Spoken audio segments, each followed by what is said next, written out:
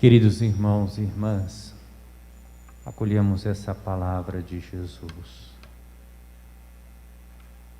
Eu vim para lançar fogo sobre a terra, e como gostaria que já estivesse aceso.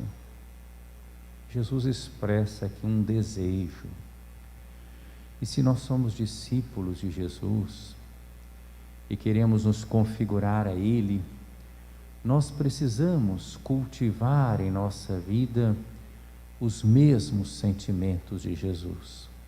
Paulo vai dizer isso na carta aos Filipenses, no capítulo 2, no versículo 5, antes daquele belíssimo hino cristológico: tende em vós os mesmos sentimentos de Jesus. Que fogo é esse que o Senhor veio lançar sobre a terra e que Ele deseja que acenda, que se propague? É o fogo do seu amor, é o fogo da caridade que procede do Pai. Essa caridade que procede do Pai, esse amor, não é algo romântico,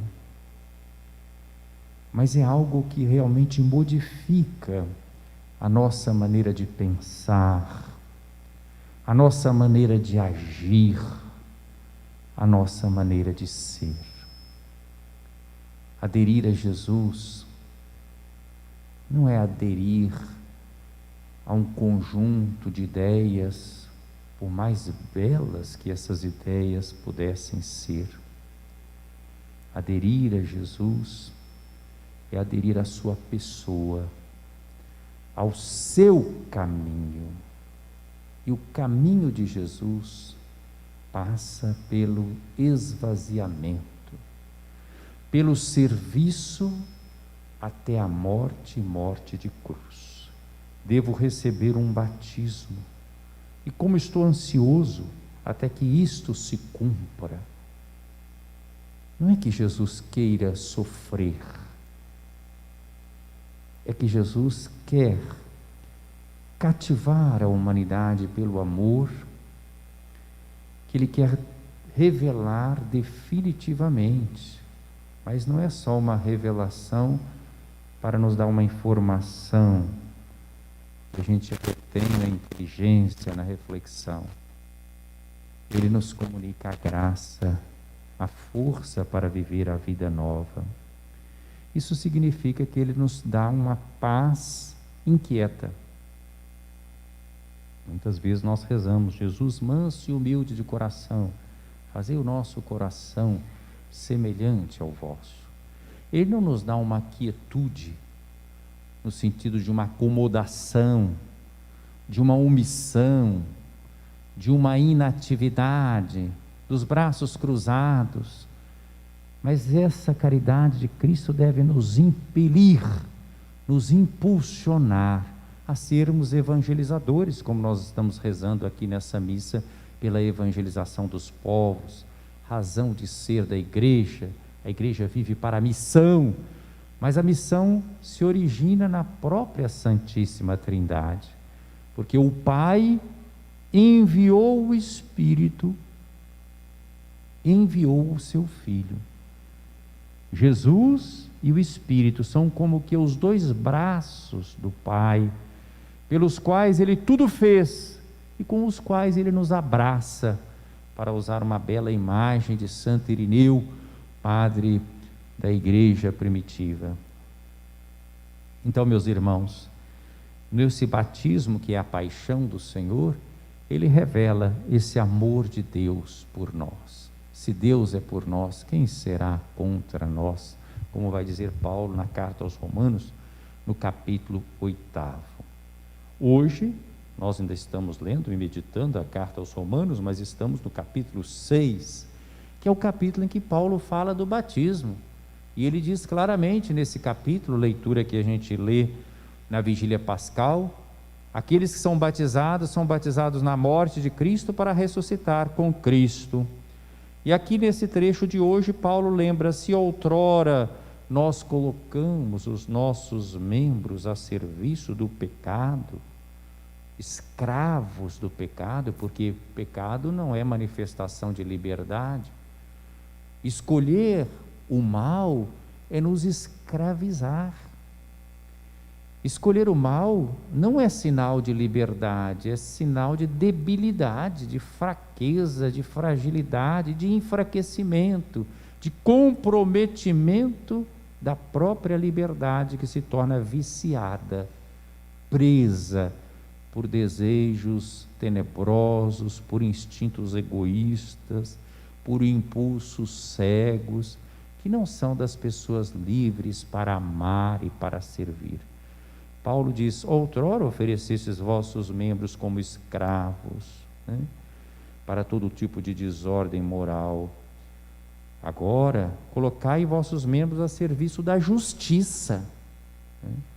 Então, há um empenho nosso, não só somos salvos por Jesus Cristo, pelo mistério pascal, mas da nossa parte é preciso que haja também um jogar da vida, uma liberdade que se empenha, que acolhe Jesus Cristo, que se empenha nesta mesma luta. Por isso traz divisão, até no seio dos nossos laços afetivos mais profundos, que são os familiares, como apareceu no Evangelho de hoje. Jesus dizendo que veio trazer divisão. Numa família de 5 pessoas, 3 ficarão divididas contra 2, 2 contra 3. O pai contra o filho contra o pai, a mãe contra a filha contra a mãe, a sogra contra a nora contra a sogra. Então, é tudo que nós não queremos, né? Uma família dividida, uma família em conflito.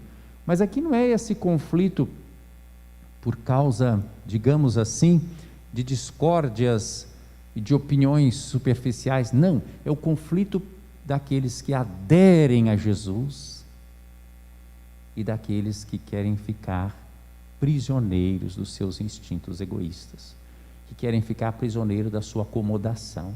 Quem adere a Jesus se incomoda, porque quem adere realmente a Jesus se torna uma pessoa livre para amar, para servir, para fazer o bem. Quem adere a Jesus não é uma pessoa rígida, é uma pessoa misericordiosa, é uma pessoa de coração largo, inclusivo, capaz de promover a fraternidade, a reconciliação, o perdão, o diálogo, a compreensão, com convicção e com mansidão. E por isso sofre, por isso a pessoa é incompreendida. Ela não se impõe, mas ela propõe a partir da graça que lhe é concedida. É isso que Paulo também está dizendo, concorde com o Evangelho de hoje, né? Libertados do pecado, Paulo até usa essa imagem forte, mostrando que nós devemos agora nos tornar escravos de Deus. Veja como ele joga com as palavras. Como é que você foi livre, agora você vai ser escravo? Não basta, meus irmãos, nós estarmos livres do pecado. É preciso que nós nos empenhemos numa vida nova. Desculpe aqui usar essa expressão.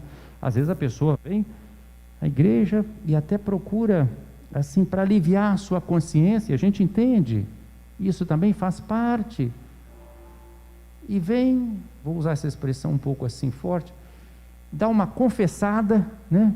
E pensa que agora pode ficar tranquila.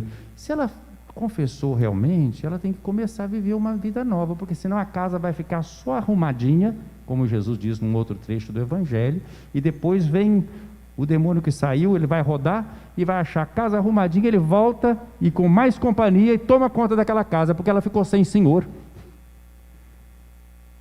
Nós temos que não só nos dispor a nos afastar do mal, mas aceitar na nossa vida o senhorio de Deus. Por isso, escravos de Deus, nesse sentido, para frutificar para a santidade até a vida eterna, que é a meta final. A paga do pecado é a morte. O pecado não leva ninguém à vida. A vida, dom de Deus, nós encontramos no segmento, na configuração a Jesus Cristo, nosso Salvador. Não tenhamos medo dos conflitos. Nós todos precisamos aprender também a ter uma espiritualidade do conflito. Não que a gente vai buscar briga, mas aceitar, por causa do testemunho do Evangelho, sermos também incompreendidos, perseguidos, caluniados, injustiçados e participarmos do sofrimento. Significa associação à paixão do Cristo, mas também associação à vitória do Cristo. Estamos celebrando várias intenções, entre elas, por exemplo, e aqui foi mencionado, 37 anos da fundação do Hospital São João Batista, em Viçosa. É uma graça, a cidade tem 2 hospitais. Quanto bem foi realizado nesses 37 anos deste hospital. E quanto bem pode ser feito e deve ser feito. Nós nunca devemos repousar naquilo que já foi conquistado, mas buscar sempre mais, uma melhor qualidade no serviço. Estamos celebrando por pessoas que faleceram, vítimas de enfermidades, pessoas de várias situações. No hospital, nos hospitais, as pessoas devem encontrar o tratamento adequado, devem encontrar o carinho, o aconchego para viver um momento difícil da enfermidade, para alcançar a cura ou para também partir em paz, né? Mas assistida com dignidade. Então, meus irmãos, valorizemos esses espaços. Jesus sempre teve uma grande atenção com os pobres, com os doentes, com os sofridos, como nós vamos rezar daqui a pouco na oração eucarística. Que nós também hoje sejamos pessoas atentas a todos os irmãos e irmãs que sofrem as enfermidades do corpo e da alma, do espírito, para que todos encontrem a verdadeira libertação que Jesus Cristo veio nos trazer, para que tenhamos a vida em abundância, a vida eterna, a vida definitiva, configurada a Jesus, uma vida capaz de serviço e de amor. Louvado seja nosso Senhor Jesus Cristo. Para sempre seja louvado.